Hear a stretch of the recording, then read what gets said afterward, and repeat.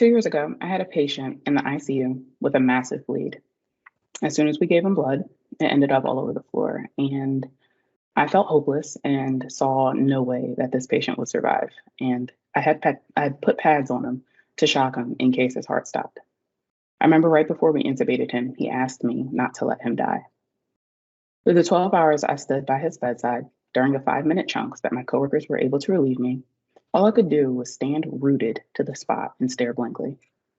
My patient lived, but I couldn't be sure that I was going to return to work that night or ever.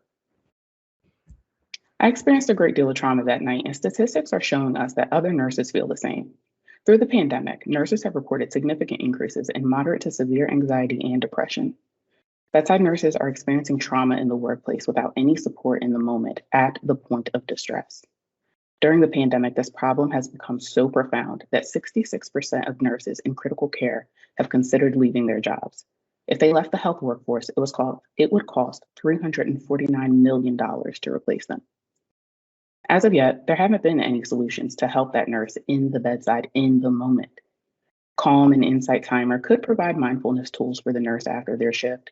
Hospitals could send out surveys after the shift, but how do they get a pulse on what's happening with the patient in the moment so they can intervene? To our knowledge, there's nothing on the market that combines the two to provide immediate relief to nurses and real-time data to hospitals, which is odd because we found a really simple solution. Real-Time Nurse Solutions is a text-based service that allows nurses to anonymously text their level of distress in the workplace with a simple color that correlates to a stoplight chart. Nurses would get an actionable message back, like doing a box breath, and hospitals would get a dashboard view of actionable metrics according to the unit level and the opportunity to intervene in the moment when there are high levels of distress. The hospital would pay for a subscription to the service, and the text-based service itself could be developed rather inexpensively. Further research would be needed for the financial specifics.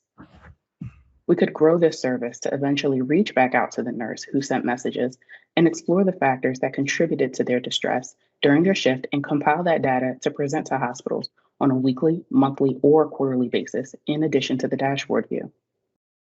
With the 5 minutes that I had left to myself, I could have used a reminder that I was doing a good job, a reminder to breathe, that I would make it through the shift.